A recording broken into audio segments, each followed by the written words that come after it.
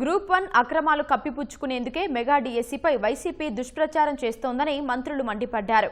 జగన్కు చిత్తశుద్ధి ఉంటే అసెంబ్లీలో చర్చకు రావాలని పులివెందుల గడ్డపై నుంచే సవాల్ విసిరారు. డీఎస్సీ, గ్రూప్ 1, రాయలసీమ అభివృద్ధితో పాటు ఏ అంశంపైనైనా చర్చకు సిద్ధమన్నారు. అభివృద్ధి గురించి మాట్లాడడానికైనా సరే, ఈ రాష్ట్ర భవిష్యత్తు గురించి మాట్లాడడానికైనా సరే, డీఎస్సీ గురించి మాట్లాడడానికైనా సరే, గ్రూప్ 1 పోస్టులు ఏ విధంగా వైసీపీ పార్టీలో అక్రమాలు జరిగి మరి కోర్టు ఏ విధంగా అయితే సిట్టు క్లారిటీగా చెప్పింది, ఏ విధంగా తప్పిదాలు చేశారో, ఎన్ని వేల పేపర్లతో మరి సిట్టు కోర్టుకు సమర్పించారన్న విషయం కూడా తెలియజేస్తాం. మేము క్లారిటీగా ఉన్నాం.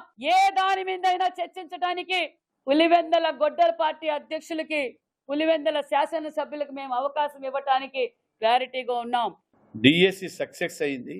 ఏ మాట్లాడ అర్హత లేనటువంటి జగన్మోహన్ రెడ్డి గారు ఈ గుడ్డలి పార్టీ, ఇది తెలుగుదేశం పార్టీకి వచ్చినటువంటి గౌరవ, లోకేష్ బాబు గారికి దక్కినటువంటి గౌరవాన్ని జీర్ణించుకోలేక ఈ యొక్క డిఎస్సి ఎగ్జామ్స్ అన్ని కూడా అయిపోయిన తర్వాత సంవత్సరం రోజుల తర్వాత ఈయనకు అక్రమాలు బయటకు వస్తున్నాయా? ఈ ఒక్క సంవత్సరం రోజులు ఎక్కడ నిద్రపోయినారని అడుగుతా ఉన్నారు. నీవు నిజంగా కూడా అక్కడ అన్యాయం జరిగి ఎవరైతే నష్టపోయిన వ్యక్తులు ఉన్నారో వాళ్ళ తరఫున నువ్వు రావాలనేటుంటే అసెంబ్లీ సమావేశాలు రేపు జరగబోతున్నాయి 17వ తారీఖు. వారి తరఫున మాట్లాడవలసేటువంటి బాధ్యత నీకుంది.